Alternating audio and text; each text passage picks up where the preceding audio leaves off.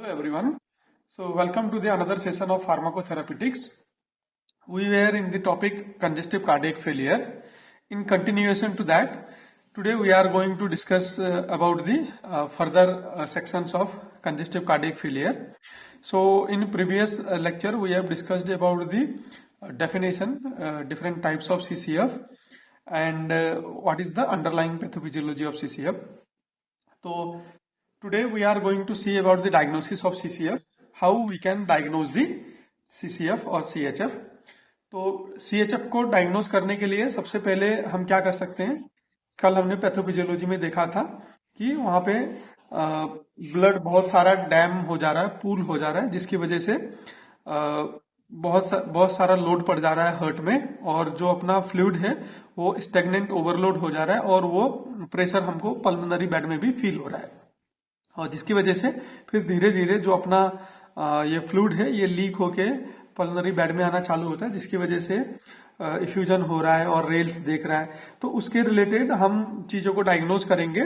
जैसे हमारा यहाँ पहला डायग्नोस्टिक टेस्ट रहेगा चेस्ट एक्सरे. तो चेस्ट एक्सरे में हमको क्या देखने को मिलेगा, क्योंकि कार्डियक रीमॉडलिंग में जा रहा है तो कार्डियोमेगाली जैसा सिम्टम्स दिख रहा है, क्योंकि वेंट्रिकल का साइज बढ़ जा रहा है और हार्ट का ओवरऑल साइज भी बढ़ जा रहा है, जिसको हम मेगाली बोलते हैं. कार्डियोमेगाली, मेगा मतलब होता है बड़ा, कोई भी ऑर्गन का साइज बढ़ जाता है तो हम उसको मेगाली बोलते हैं. Then our second condition is pulmonary oedema. हमने कल बताया था कि जो पल्मोनरी इडिमा हो जाता है तो एक्सरे में हमको पल्मोनरी इडिमा विजिबल होता है, व्हाइट कलर के बैकग्राउंड में दिखता है और हमको पल्मोनरी एंगल भी लॉस दिखता है. जैसे मानो कि ये हमारा लंग्स है, ये हमारा लंग्स है, तो यहाँ पे ये जो लंग्स है, ये जो लंग्स का बेड है, यहाँ पे अगर हम एक्सरे में देखेंगे तो ऐसा डार्क कलर का ऐसा कॉर्नर देखने को मिलता है. तो ये जो कॉर्नर है ये गायब हो जाता है, ये फ्लूइड जैसा एकदम स्मूथ सा हो जाता है और जहां जहां पे फ्लूइड एक्यूमुलेट रहेगा वो व्हाइट कलर का पैच दिखेगा, क्योंकि लंग्स में जो एयर है वो ब्लैक कलर का दिखता है और जैसे उसमें फ्लूइड एक्यूमुलेट हो जाता है तो वो व्हाइट कलर का दिखना चालू हो जाता है. फिर ऐसे ही अगर प्लूरल कैविटी में फ्लूइड भर रहा है तो उसको हम प्लूरल इफ्यूजन बोलते हैं. अगर प्लूरल इफ्यूजन वाली सिचुएशन भी है तो उसको भी हम आराम से डायग्नोज कर सकते हैं, जो हमको सजेस्ट करते हैं कि यहाँ पे आदमी कंजेस्टिव कार्डियक फेलियर से जा रहा हो सकता है. Similarly another easily available and cheaper diagnostic technique is the electrocardiogram. Electrocardiogram में हमको कार्डियक अरिथमिया देखने को मिल जाएंगे, अगर वहां पे होंगे तो यहाँ पे ये पकड़ लेगा. Then there is a low voltage QRS. ये जो क्यूआरएस कॉम्प्लेक्स है मैंने पहले क्लास में भी बताया था, तो ये वेंट्रिकुलर कॉन्ट्रैक्शन को डिनोट करते हैं, इसको हम डीपोलराइजेशन भी बोलते हैं. तो ये पुअर हो जाता है क्योंकि ब्लड जो मायोकार्डियल रिमॉडलिंग हो रहा है, उस मायोकार्डियल रिमॉडलिंग की वजह से जो वेंट्रिकल वो प्रॉपरली अब कॉन्ट्रैक्ट नहीं हो पा रहे, हार्ट टायर्ड स्थिति में जा रहा है, इसलिए हम उसको फेलियर बोल रहे हैं. तो वहां पे वो कॉन्ट्रैक्शन भी थोड़ा पुअर देखने को मिलते हैं. फिर यहाँ पे अगर हम कार्डियोग्राफी करेंगे तो कार्डियोग्राफी में हमको स्ट्रक्चरल अब्नॉर्मलिटीज देखने को मिलती है. जैसे हमने यहाँ पे बोला कि साइज बढ़ जाता है कार्डियोमेगाली, तो इसको हम कंफर्म कर सकते हैं इकोकार्डियोग्राफी करके.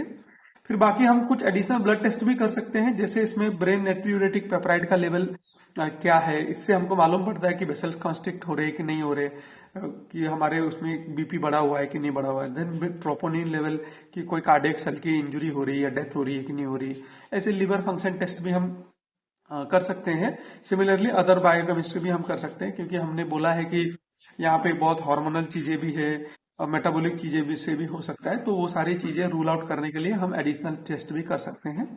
तो कुछ हमारे पास हाई एंड टेस्टेज भी हैं, जैसे कंप्यूटेड टोमोग्राफी कर सकते हैं या मैग्नेटिक रिजोनेंस इमेजिंग, जिसको हम कॉमनली सीटी स्कैन और एमआरआई स्कैन बोल के बोलते हैं. तो ये सारी टेक्निक भी हम कर सकते हैं, जो हमको और क्लियर एडिशनल एविडेंसेस दे देगा कि क्या यहाँ पे एक्चुअली आदमी को सीसीएफ है कि नहीं है. तो ये तो हो गई सीसीएफ को कैसे डायग्नोज करना है. अगर हमने एक बार डायग्नोज कर दिया और मालूम हो गया कि आदमी को कंजेस्टिव हार्ट फेलियर है, तो उसको मैनेज करना भी जरूरी है. फार्माकोथेरेपी पॉइंट ऑफ व्यू से हम देखेंगे कि उसको हम मैनेज कैसे कर सकते हैं. तो हम यहाँ पे सबसे पहले कुछ गोल सेट करेंगे सारे डिजीज की तरह. हमारा पहला गोल रहेगा कि जनरल मेजर बोले तो उसको सपोर्टिव मैनेज करना है, जो भी उसको सिम्टम्स आ रहे उसको मैनेज करेंगे.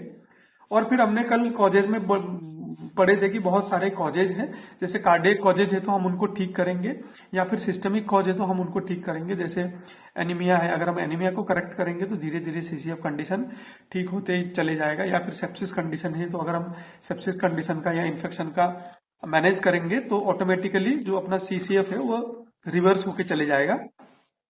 Similarly we will remove if there is any underlying precipitating cause. Precipitating मतलब क्या होता है कि कोई चीज जो इस चीज को बढ़ावा दे रही है, तो अगर ऐसे चीजें हैं तो हम उसको क्लीन करने की कोशिश करेंगे, उसको क्लियर करने की कोशिश करेंगे। Then we will try to prevent the deterioration of CCF, क्योंकि हमने कल भी बोला था कि ये एक प्रोग्रेसिव डिसऑर्डर है जहां पे ये चीज धीरे धीरे कम्प्लेक्स होते ही जाती है। तो जो कम्प्लेक्सिटी बढ़ रही है हम इसको रोकने की कोशिश करेंगे। देन हम इस कंडीशन को कंट्रोल पाने की कोशिश करेंगे ताकि हम चीजों को और आगे वर्स ना होने दें, और फिर जो अगर कहीं पे सिस्टमिक कुछ भी चीजें हैं तो हम उसको मैनेज करने की कोशिश करेंगे ताकि CCF अगर किसी भी सेकेंडरी कॉजेज की वजह से है तो वो यहाँ पे रिवर्स हो जाए। हम उसको रिवर्स करने की कोशिश करेंगे। जैसे थायराइड की लेवल बढ़ने की वजह से ऐसा हुआ है, तो हम अगर थायराइड की लेवल करेक्ट करेंगे तो ऑटोमेटिकली CCF ठीक हो जाएगा। अगर सेप्सिस है तो सेप्सिस को हम ब्रॉड स्पेक्ट्रम एंटीबायोटिक चला के उसको क्योर करेंगे, और जैसे हम सेप्सिस को क्योर करेंगे तो ऑटोमेटिकली CCF रिवर्स हो जाएगा। या फिर अगर डायबिटीज की वजह से हमको CCF आ रहा है, हमने जैसे रिस्क फैक्टर में बोला था कि 2 to 8 टाइम्स ज्यादा रिस्क फैक्टर रहता है, तो ऐसे में हम ग्लाइसेमिक कंट्रोल करेंगे तो चीजें हमको कंट्रोल में देखने की मिलेगी। एसोसिएटेड या अनएसोसिएटेड अगर बीपी हाइपरटेंसिव है पेशेंट तो उसको भी हम कंट्रोल में लाने की कोशिश करेंगे, उसको हम एक नॉर्मलाइज रेंज में लाने की कोशिश करेंगे। एनीमिया है या प्रेगनेंसी केसेस में डिमांड बढ़ी हुई है क्योंकि टोटल हीमोग्लोबिन का कंटेंट कम है, तो हम उसको इंप्रूव करने की कोशिश करेंगे। बहुत ज्यादा ही कम है तो we will go with the blood transfusion. अगर बाकी कोई फार्माकोलॉजिकल मैनेजमेंट करके हो सकता है तो हम उसको भी ट्रीट करेंगे। फिर हमने बोला था कि एक्यूट किडनी इंजरी और CRF कंडीशन में भी ये चीजें हो जाती है, तो अगर ऐसा है तो हम उसको अगर करेक्ट करेंगे तो CCF को हम काफी हद तक मैनेज कर सकते हैं। तो फिर बाकी कुछ नॉन फार्माकोलॉजिकल मेजर्स भी है जहां पे हम अभी तक दवाई यूज नहीं कर रहे, अगर हम उसको चाहे तो इस तरीके से भी मैनेज करने की कोशिश कर सकते हैं।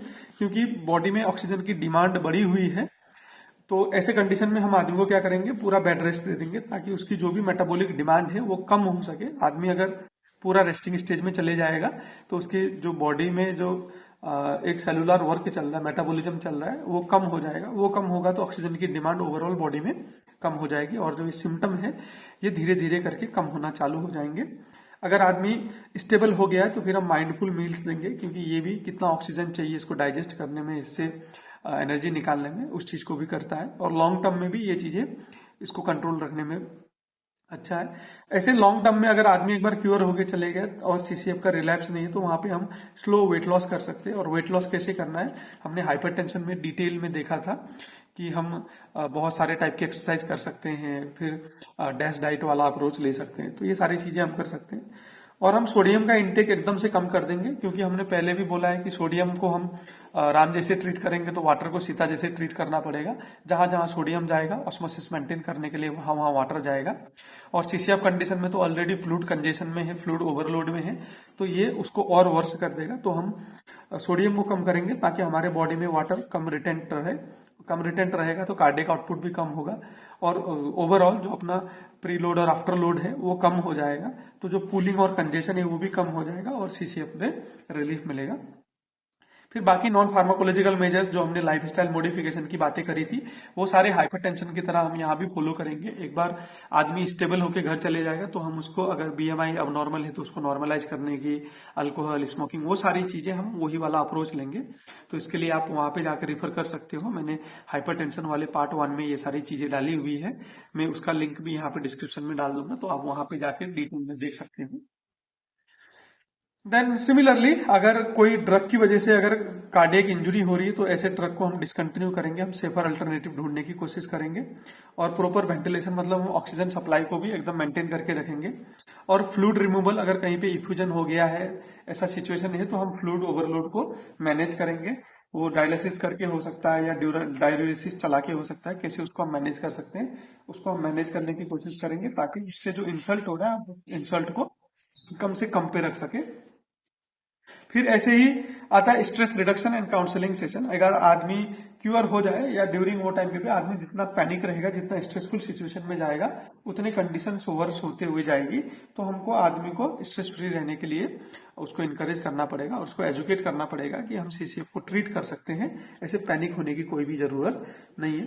तो ये सारी जो चीजें थी ये नॉन फार्माकोलॉजिकल मैनेजमेंट वाली चीजें थी, जहां पे अभी तक हमने कोई भी मेडिकेशन या फार्माकोलॉजिकल सब्सटेंसेस यूज नहीं किए हैं और हम चीजों को एकदम इम्पैक्टफुल बनाने की कोशिश कर रहे हैं, ताकि जो इसका प्रोग्रेशन है वो स्लो हो जाए या फिर कंडीशन वो रिडक्शन हो जाए।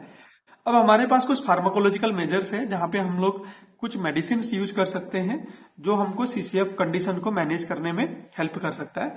तो इसमें जो पहले कैटेगरी की ड्रग आती है डायूरेटिक्स, ये generally drug of choice category में भी आती है, बहुत सारा वाइडली ये एक्सटेंसिवली यूज होता है, वेरी कॉमनली यूज ड्रग। अगर इसको हम एग्जाम में लिखना छोड़ देंगे तो हो सके कि हमको अच्छे मार्क्स ना मिले, तो डायूरेटिक्स को नहीं भूलना है। डायूरेटिक्स क्या करता है कि जो हमारे बॉडी में सोडियम रहते हैं, सोडियम आयन रहते हैं, उन सोडियम आयन को एक्सक्रीट करता है। जैसे सोडियम आयन एक्सक्रीट हो जाएंगे उसके साथ फ्लूइड भी निकल जाएगा। जैसे फ्लूइड निकलेगा तो ये जो कंजेशन होता है ये कंजेशन कम हो जाता है। और अभी हमने पैथोफिजियोलॉजी में देख ही लिया है, सीसीएफ तो सारा कंजेशन का ही खेल है। तो अगर कंजेशन कम हो जाएगा तो सीसीएफ को मैनेज करने में हमको बहुत आसानी हो जाएगी। तो इसको कम करने के लिए हमारे पास कुछ ड्रग्स हैं, जैसे फ्यूरेसेमाइड, हम इसको याद कर सकते हैं। ये हमको लाइफ लॉन्ग आगे जाके भी बहुत देखने को मिलेगा, बहुत काम वाली चीज है ये। और हॉस्पिटल में भी हमको सीसीएफ पेशेंट में या फिर पल्मोनरी कार्डिक कंडीशन में अगर कहीं पे इडिमा हो जाता है तो वहां पे एक्सटेंसिवली इसका यूज देखने को मिलेगा फ्यूरेसेमाइड का। इसका एक कॉमन ब्रांड नेम आता है लासिक्स बोल के। तो ये जनरली 20 से 40 mg हम दे सकते हैं। देने को हम इसको एक दिन में 200 mg तक भी दे सकते हैं। ये क्या करता है कि ये सोडियम, पोटेशियम और जो क्लोराइड के को ट्रांसपोर्टर पंप होते हैं अपने नेफ्रॉन्स के लूप में, उनको इनिबिट कर देता है, जिसकी वजह से जो अपना ये सोडियम है ये एक्सक्रीट होना चालू होता है। जैसे ही ये सोडियम एक्सक्रीट होते हैं तो फिर इसके साथ वाटर भी कम हो जाता है हमारे बॉडी में और ये कंजेशन से हमको रिलीफ मिलता है। हाउएवर जब भी हम ये ड्रग देते हैं हमको एक दो चीजें एकदम से ध्यान देनी होती है, क्योंकि ये रैपिडली सोडियम को एक्सक्रीट कर देता है और अलोंग अलोंग पोटेशियम को भी एक्सक्रीट कर देता है। तो आदमी को पोटेशियम की कमी या फिर सोडियम की कमी हो सकती है। और क्योंकि बहुत सारा पानी एक बार में ये बाहर निकाल देता है तो आदमी सीवियरली डिहाइड्रेटेड भी हो सकता है। और इसका एक बहुत फैंटास्टिक साइड इफेक्ट है, ये भी भाइबा में बहुत ज्यादा पूछा जाता है और इंटरव्यू के टाइम में भी पूछा जाता है। इसका है एक, अगर हम इसको हाई डोज देंगे या फिर इसका एक यूनिक है रेट ऑफ एडमिनिस्ट्रेशन। अगर इसका रेट ऑफ एडमिनिस्ट्रेशन भी बहुत फास्ट रहे, अगर हम इसको इंजेक्शन दे रहे हैं और फास्ट आईवी दे देंगे तो इससे बहुत सीवियर ऑटोटॉक्सिसिटी हो सकती है। और हम इसको एकदम से रैपिड एज ए बोलस दे देंगे तो कभी कभी आदमी कंप्लीटली डेथ भी हो सकता है। तो ये वाला साइड इफेक्ट बहुत ही इंटरेस्टिंग है, यूनिक है, तो हम इसको अच्छे से याद कर भी सकते हैं। और फ्यूरिसेमाइड में एक और ध्यान देने की जरूरत क्या है कि फ्यूरिसेमाइड को हमेशा मॉर्निंग या आफ्टरनून के टाइम पे देने चाहिए। इवनिंग को इसको जनरली नहीं देना चाहिए, क्योंकि अगर हम इसको इवनिंग में दे देंगे तो आदमी को फिर रात को डायूरेसिस इफेक्ट दिखेगा, तो रात भर आदमी वॉशरूम जाना पड़ेगा और उसको अच्छे से उसकी नींद जो है वो पूरी नहीं होगी, उसको स्लीप डिसऑर्डर हो जाएंगे। अगर हॉस्पिटलाइज्ड केस में है, कैथेटराइजेशन किया है, तो वहां पे खैर हम चला सकते हैं। एक बार अगर हम आदमी को डिस्चार्ज कर रहे हैं तो वो टाइम पे हम इसको रात को जनरली अवॉइड करते हैं, अनटिल अनलेस मैंडेटरी है ये। ऐसे ही हमारे पास दूसरा एग्जाम्पल है हाइड्रोक्लोरथायाजाइड बोल के, जो हम 12.5 से लेके 25 mg पर डे में दे सकते हैं। ये भी सोडियम रीअब्जॉर्प्शन को कम कर देता है। यहाँ पे क्या है कि ये कोड ट्रांसपोर्ट पंप पे करके इसको एक्सक्रेट करता है, जबकि ये थोड़ा अलग तरीके से काम करता है। जब हमारा सिलेक्टिव रीअब्जॉर्प्शन प्रोसेस चल रहा होता है, ये selective reabsorption of sodium it will inhibit. उसके हिसाब से क्या होता है कि जो सोडियम का एक्सक्रेशन है वो बढ़ जाता है। ये जो अपना नेफ्रॉन के लूप रहते हैं उसी में सोडियम रह जाता है, इसका रीअब्जॉर्प्शन नहीं हो पाता है, जिसकी वजह से एक्सटेंसिव सोडियम अपने यूरिन पे चले जाता है। और जैसे यूरिन पे सोडियम का कंसंट्रेशन बढ़ता है तो ऑस्मोसिस मेंटेन करने के लिए फिर ये हमारे बॉडी से फ्लूइड को ड्रैग करता है, ब्लड से फ्लूइड को ड्रैग करता है और उसको बाहर लेके जाता है, जिसकी वजह से अल्टीमेटली वॉल्यूम कम होता है। वॉल्यूम कम होता है तो सीओ कम होता है, सीओ कम होता है तो बीपी भी कम होता है, आफ्टरलोड भी कम होता है, प्रीलोड भी कम होता है, कंजेशन भी कम होता है। तो सीसीएफ में इसको रिलीफ मिलता है इससे। इसके भी कुछ सिमिलर साइड इफेक्ट हैं, हाइपोकैलेमिया, हाइपोनेट्रेमिया, हाइपर यूरेसिमिया, ये सारे इसके साइड इफेक्ट है। हालांकि इसके साथ ऑटोटॉक्सिसिटी वाला सीन देखने को इतना नहीं मिलता है, ये टिपिकली फ्यूरिसेमाइड के साथ ही होता है। फिर अगर हमने डायरेटिक्स दे दिया तो फिर हमको और भी कुछ ऑप्शंस है जो हम देके सीसीएफ को मैनेज करने की कोशिश कर सकते हैं। इसमें सबसे पहला आता है एस इनिबिटर। एस इनिबिटर हमने हाइपरटेंशन में भी देख लिया कि ये जाते हैं और ये एंजियोटेंसिन कन्वर्टिंग एंजाइम को ब्लॉक कर देते हैं, जिसकी वजह से जो अपना एंजियोटेंसिन 1 है वो एंजियोटेंसिन 1 एंजियोटेंसिन 2 में कन्वर्ट नहीं हो पाता है, जो पोटेंट वेसोकंस्ट्रिक्टर है। और ये अपने एड्रेनलिन को भी बढ़ा देता है, कार्डियक आउटपुट को बढ़ा देता है, पेरिफेरल रेजिस्टेंस को बढ़ा देता है। तो जिसकी वजह से यहाँ पे और ज्यादा कंजेशन और पूलिंग हो जाती है। अगर हम इसको ब्लॉक कर देंगे तो ये पूलिंग से हम रिलीफ मिल जाती है। तो इसीलिए हम यहाँ पे इसको इनहिबिट कर देते हैं। इसके कुछ एग्जाम्पल है, इनालाप्रिल 2.5 से लेकर 20 mg पर डे दे सकते हैं, ऐसे लिजिनोप्रिल 5 to 40 mg per day they सकते हैं। ये जैसे मैंने आपको बताया, जैसे प्रीलोड और आफ्टरलोड कम हो जाएगा, कार्डियक रिमॉडलिंग होना कम हो जाएगी और आदमी को रिलीफ मिलेगा। मगर एसीई के साथ एक बहुत कॉमन जो साइड इफेक्ट है वो है ACE inhibitors induced dry cough. ये कफ को करता है। और यहाँ पे दिक्कत क्या है कि सीसीएफ में ऑलरेडी आदमी को कफ हो रहा है, उसके पास फ्रोदी कफ है, फिर हमने बोला कि और भी बहुत सारे पल्मोनरी दिक्कतें हैं, तो इसीलिए हमने इसको सेकंड चॉइस में रखा था। काम इसका अच्छा है, मगर अगर किसी को इससे कफ हो रहा है तो वहां पे हमको थोड़ा बहुत दिक्कत हो सकती है। उस चीज के लिए हमको देख के इसको एक्सक्लूड करना पड़ेगा। अगर टॉलरेंट है तो हम इसको देंगे, नहीं टॉलरेंट है तो फिर हम दूसरे क्लास में चले जाएंगे। फिर इसका और साइड इफेक्ट है हाइपरकैलेमिया, एंजियो इडीमा। ऑलरेडी आदमी इडीमा में जा रहा है, तो ये कुछ इसके साइड इफेक्ट है जिसकी वजह से हम इसको वॉच आउट करना पड़ेगा। इसका काम अच्छा है, इसकी इफिकेसी अच्छी है, it is having excellent efficacy, but there are associated side effects. We should see कि आदमी अगर साइड इफेक्ट को टॉलरेट कर पा रहा है तो हम इसका डोज टाइट्रेट करके इसको दे सकते हैं, अच्छे रिजल्ट है। अगर टॉलरेट नहीं कर पा रहा है then we are having the another class of agent called ARB. ARB में क्या है कि एंजियोटेंसिन 2 तो बन रहा है, अब ये अपने रिसेप्टर में जाके बाइंड होकर अपना काम नहीं कर पा रहा है। एग्जाम्पल लोसार्टन 25 से लेकर 100 mg per day we can give. Then valsartan 40 to 320 mg per day we can give. It will block the receptors. तो अगर रिसेप्टर्स ही ब्लॉक हो जाएंगे तो ये जो एंजियोटेंसिन 2 बना है वो जाके काम नहीं कर पाएगा। अल्टीमेटली आफ्टरलोड और प्रीलोड को ही कम करेगा, ये भी रिमॉडलिंग को कम करेगा और सीसीएफ से हमको रिलीफ मिलेगी। इसके भी कुछ अपने अपने साइड इफेक्ट्स हैं, जैसे ये भी हाइपरकैलेमिया, हाइपोटेंशन और रीनल इंपेयरमेंट करता है।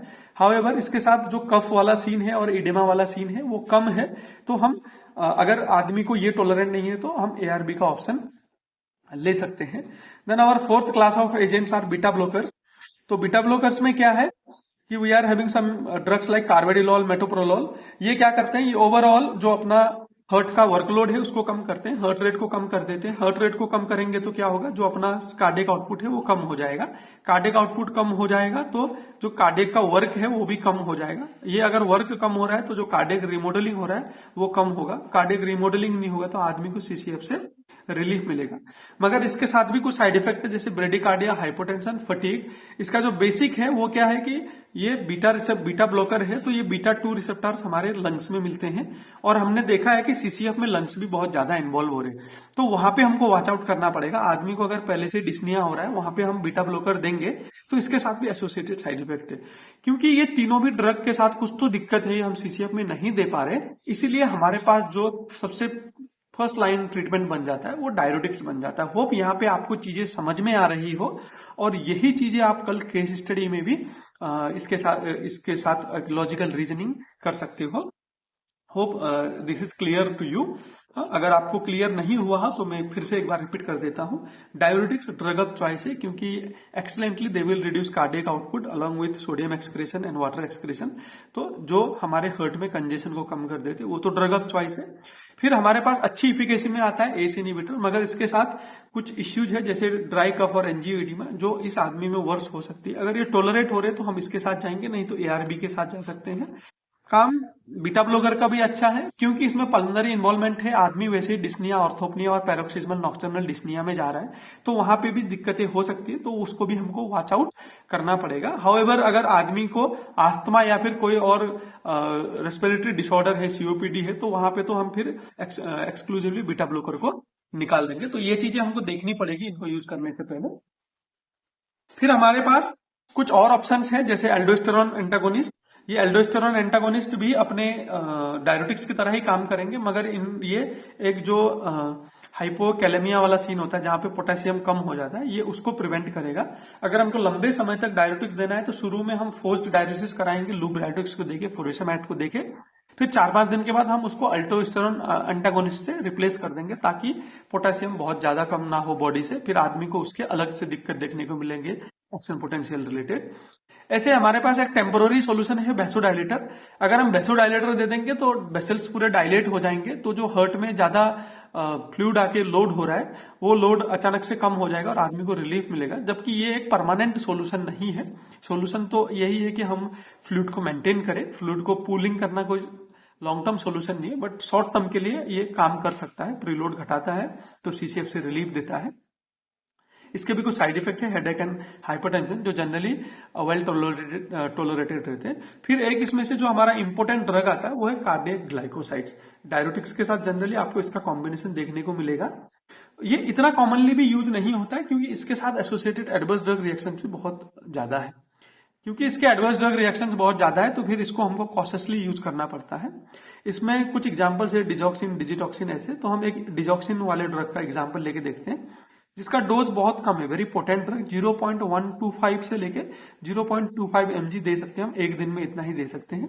ये सोडियम पोटेशियम एटीपेज पंप में जाके काम करेगा और हर्ट की एक्टिविटी को बढ़ा देगा। ये कॉन्ट्रेक्टिलिटी को बढ़ाता है। जैसे ये हर्ट की कॉन्ट्रेक्टिलिटी को बढ़ाएगा तो हर्ट का जो आउटपुट है वो बढ़ जाएगा। इन एडिशन टू दैट ये क्या करता है, जो हर्ट में O2 का कंजम्पशन है वो O2 का कंजम्पशन भी कम कर देता है, जिसकी वजह से क्या होता है कि यहाँ पे हमको डबल एडवांटेज टाइप का हो जाता है। हर्ट कम रिसोर्सेज में ज्यादा एफिशिएंटली काम करना चालू कर देता है और अच्छे रिजल्ट्स देखने को मिलते हैं। हाउएवर हम कार्डियक ग्लाइकोसाइड्स को मेंटेनेंस थेरेपी में नहीं दे सकते। इसको देके घर जनरली नहीं भेजा जाता, किसी किसी केस में भेजा जाता है बहुत क्लोज मॉनिटरिंग करके, नहीं तो ये डॉक्टर की निगरानी में ही हॉस्पिटलाइज पेशेंट में दिया जाता है। और इसके साथ में काफी सारे साइड इफेक्ट्स भी है, जैसे कार्डियक अरिथमिया बहुत मेजर साइड इफेक्ट है, बहुत पेशेंट्स में देखने को मिलता है। ये बहुत दिक्कत की बात है और आदमी की विजन थोड़ा बहुत येलोइश भी हो जाती है, क्योंकि इसका बहुत ज्यादा रिस्क है। इसको pharmacologically narrow therapeutic index drug की कैटेगरी में भी रखा जाता है। अगर हम इसको थोड़ा लंबे समय तक चला रहे, 5 दिन 7 दिन तक चला रहे, तो हमको टीडीएम करना जरूरी है, थेरेपेटिक ड्रग मॉनिटरिंग करना जरूरी है कि प्लाज्मा में इसका कंसंट्रेशन कितना रह रहा है, क्योंकि इसका कंसंट्रेशन अगर बहुत ज्यादा हो जाएगा तो इसके रिलेटेड साइड इफेक्ट्स बहुत ज्यादा है। तो मोर ओवर फिर कार्डियक ग्लाइकोसाइड में एक कॉन्सेप्ट आता है ड्रग हॉलीडे बोल के, एक कॉन्सेप्ट आता है ड्रग हॉलीडे बोल के। ये ड्रग हॉलीडे क्या है, अगर आपको इसके रिलेटेड कुछ इन्फॉर्मेशन चाहिए तो आप कमेंट्स में लिख सकते हो, मैं एक शॉर्ट्स बना के इसमें डाल भी सकता हूँ, या फिर आप ये कहीं टेक्स्ट बुक में जाके ढूंढ भी सकते हो, राइट। कि ये जो ड्रग हॉलीडे है ये डिजॉक्सिन के साथ काफी एप्लीकेबल होता है, ताकि जो इसकी कार्डियक टॉक्सिसिटी है, डिजॉक्सिन की जो कार्डियक टॉक्सिसिटी है, हम इस कार्डियक टॉक्सिसिटी को मिनिमाइज कर सकते हैं। उसके लिए हम एक ड्रग हॉलीडे का अप्रोच करते हैं, जिसमें बेसिकली हम क्या करते हैं कि अगर हमने 5-6 डोज डिजॉक्सिन के दे दिए तो फिर हम 1 डोज स्किप कर देते हैं, ड्रग को हॉलीडे में भेज देते हैं, ताकि उसकी टॉक्सिसिटी मेंटेन हो जाए। इसके बाकी के लिए आप कमेंट कर सकते हो या आगे जाके आप चीजें देख सकते हो। फिर आता है एक हमारे पास एक और क्लास ऑफ एजेंट है जिसको हम बोलते हैं आयनोट्रॉप्स। आयनोट्रॉप्स क्या है कि ये जो कार्डियक एक्टिविटी है उसको बढ़ा देते हैं, मगर ये कार्डियक ग्लाइकोसाइड से क्यों डिफर करता है, ये कार्डियक एक्टिविटी तो बढ़ाता है मगर कार्डियक का जो O2 और ग्लूकोज कंजम्पशन है वो भी बढ़ा देता है, जबकि कार्डियक ग्लाइकोसाइड इतना सिग्निफिकेंटली नहीं बढ़ाता है। इसका एग्जांपल है डोबुटामाइन। तो ये क्या करता है, ये मायोकार्डियल कॉन्ट्रैक्टिलिटी को बढ़ा देता है। जैसे ये मायोकार्डियल कॉन्ट्रैक्टिलिटी को बढ़ाता है तो जो अपना ब्लड का आउटपुट है वो इंप्रूव हो जाता है। जैसे वो इंप्रूव होता है तो एक बार के लिए आदमी को रिलीफ होता है। हाउएवर ये भी इतना प्रीफर नहीं किया जाता है, क्योंकि ये हर्ट के लोड को भी ज्यादा कर देता है, यहाँ पे हर्ट की रिक्वायरमेंट भी बढ़ जाती है, तो क्लिनिकली इतना इंप्रूवमेंट देखने को हमको नहीं मिलता है। तो इसको भी हम कंट्रोल तरीके से ही यूज करते हैं। और अगर एक्यूट हर्ट फेलियर कंडीशन है तो हम आइनोट्रोप्स का जनरली यूज करते हैं।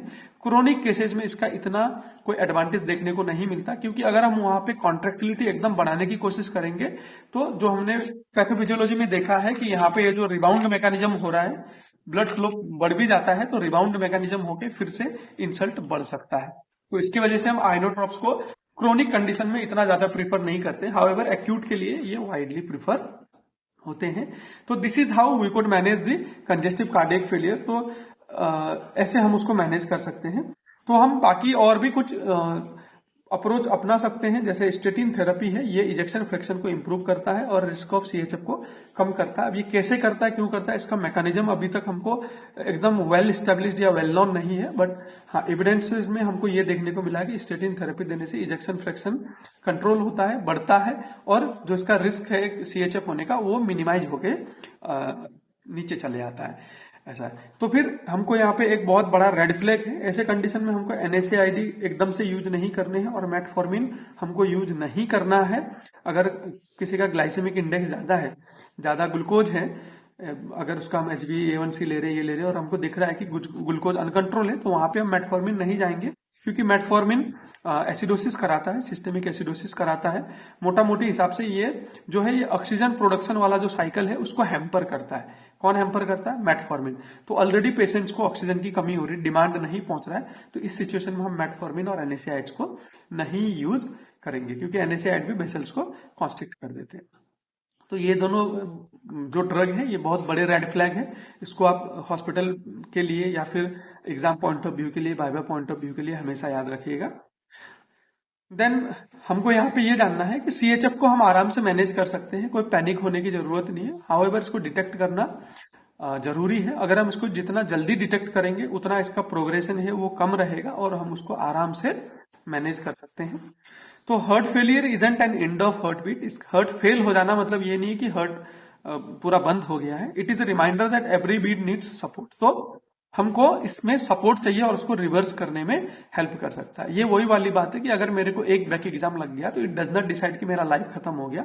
हाँ ये जरूर है कि मेरे को और मेहनत करने की जरूरत है। जो मैं अभी मेहनत कर रहा हूं वो मेरे लिए काफी नहीं है। ये जैसे मेरे को एक बैक लगने के बाद ये समझ में आता है, ऐसे अगर आदमी को हार्ट फेल आता है तो हमको समझ में आता है कि जो अब हमारी कंडीशन है वो पुअर कंडीशन है, हमको अपने हार्ट हेल्थ में ज्यादा ध्यान देना चाहिए और इसको इंप्रूव करने की जरूरत है।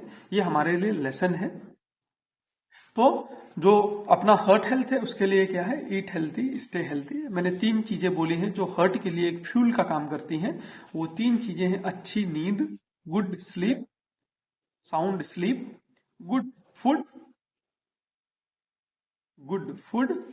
Good sleep and regular physical exercise.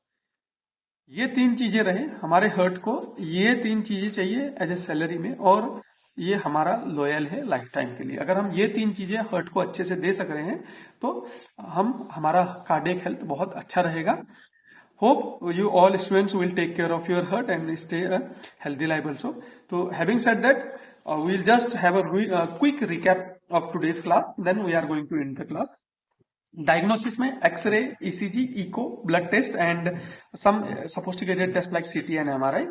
Manage में हमको जनरली कंडीशन को मैनेज करना है, प्रिसिपिटेटिंग फैक्टर को कम करना है और जो कंजेशन है उसको मिनिमाइज करना है। अगर कोई सिस्टेमिक दिक्कतें हैं तो उसको मैनेज करना है, जैसे थायराइड को क्योर करना है या फिर सक्सीस है तो उसको ट्रीट करना है, एनीमिया है तो हेमोग्लोबिन को बढ़ाना है, ये सारी चीजें करना है। कंप्लीट बेड रेस्ट में रखना है, फिर फ्यूचर में ना आए अपने लाइफस्टाइल मॉडिफिकेशन में ध्यान देना है और फार्माकोलॉजिकल मेजरमेंट में जो पहला ड्रग ऑफ चॉइस है हम वो डायरेटिक्स को रखेंगे, followed by ACE inhibitor, but we should watch out for the side effects like angioedema and dry cough. फिर हमारे पास तीसरा जो ऑप्शन है इसके अलावा वो है ARB।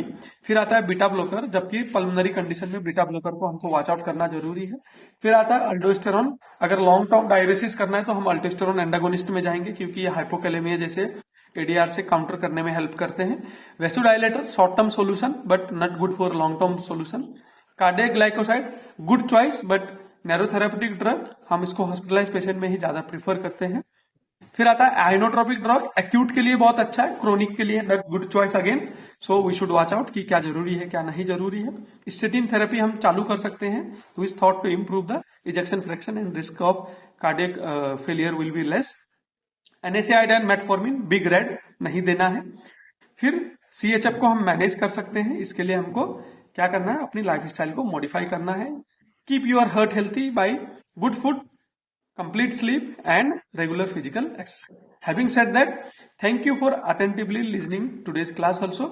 Hope every doubts are clear. अगर आपके पास कुछ भी डाउट है तो आप कमेंट में अपने डाउट लिख सकते हो. I will try to address them. So meet you in the another class. Thank you.